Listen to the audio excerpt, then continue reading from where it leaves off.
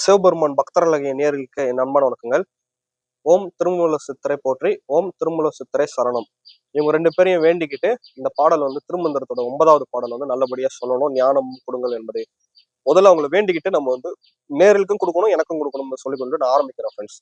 Okay friends, இப்போ வந்து பாத்தீங்கன்னா நண்பர்களே, இப்போ வந்து பாத்தீங்கன்னா நம்ம வந்து 9வது பாடல் வந்து பாயிரம் ஒன்று கடவுள் வாழ்த்து நம்ம வந்து போறோம்.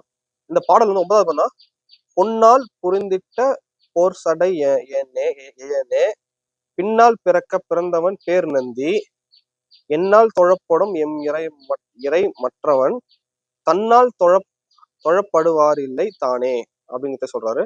இதுக்கு என்ன பொருள்னா, பொன்னால் பின்னப்பட்ட சடையை பின்னால் உடைய எம்மால் இருக்கிற ஈசனை நான் வணங்குகின்றேனே அப்படிங்கிறத சொல்றாரு.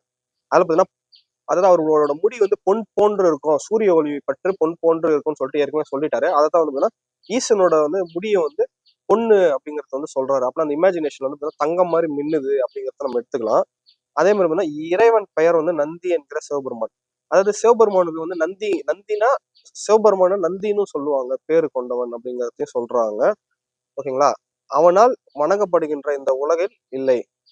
அதாவது வந்துன்னா, சிவபெருமான் வந்து பாத்தீங்கன்னா வந்து எல்லாரும் சிவபெருமான் வந்து வழிபடுறாங்க இந்த உலகத்துல. ஆனா சிவபெருமான் வழிபடுற மாதிரி இந்த உலகத்துல யாருமே கிடையாது.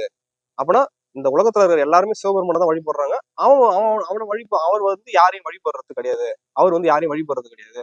அவர் அன்பு பாசத்துக்கு வந்து சரணடைவாரு. மத்ததுக்கு வந்து அவர் சரணடைய மாட்டாரு. அன்புதான் சரணடைவாரு இறைவன்.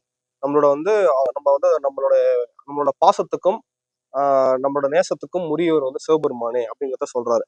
இந்த பாடல் வந்து பாத்தீங்கன்னா, சிவபெருமான் வந்து பாத்தீங்கன்னா தங்கம் நிறம் வந்து போட சடை உடையவன். அப்படின்னா அவரோட முடி வந்து பாத்தீங்கன்னா பின்முடி வந்து பாத்தீங்கன்னா தங்க நிறத்துல மின்னுன்னு சொல்றாங்க. அவன் பேரு நந்தி என்கிற சிவபெருமானு. என்னால் தொழப்படும் எம்மற்றவன் தன்னால் தொழப்படும் ஒரு யாரும் இல்லை. அதாவது நான் வந்து சிவபெருமான் வந்து இந்த உலகத்துல வந்து நான் வந்து தொழுறேன், எல்லாரும் தொழுறாங்கன்னா கும்பிடுறாங்க. சிவபெருமான் வந்து சாமி அவர் வந்து கும்பிடுற மாதிரி இந்த உலகத்துல யாருமே இல்லை. ஏன்னா சிவபெருமானுக்கு நிகர் சிவபெருமானே அப்படிங்கிறத சொல்றான் ஃப்ரெண்ட்ஸ். இந்த பாடல் புரிஞ்சிருக்கும். இந்த பாடலை வந்து பாத்தீங்கன்னா கேட்கறதுக்கு வந்து மிக மிக மிக மிக பொறுமை அவசியம். ஒரு டைம் புரியலன்னா இன்னொரு டைம் வந்து ரிப்பீட் பண்ணி கேட்டீங்கன்னா மறுபடியும் ஞானம் வரும். இல்ல எப்ப உங்களுக்கு ஞானம் வருதோ அந்த சிவபெருமானுக்கிட்டையும் திருமூல சித்தர்கிட்டையும் நம்ம சரணடைஞ்சாதான் வந்து அவங்க வந்து இந்த பாடலோட உணர்த்தல் பொருளை வந்து புரியுறாங்க. அதெல்லாம் பார்த்தா சிவபெருமான் வந்து ஈடு நிகரற்றவன்.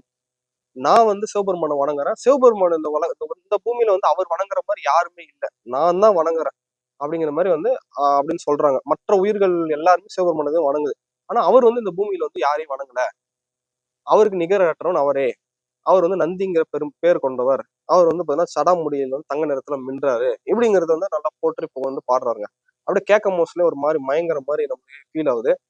அதுதான் வந்து சிவபெருமானோட வந்து நம்ம வந்து அவரை வந்து காண்கிற நிலை. நம்ம சிவபெருமான் வந்து 3000 வருஷம் தவம் பண்ணாருங்க. வருஷத்துக்கு ஒரு பாடலை ஏற்றுனாருங்க.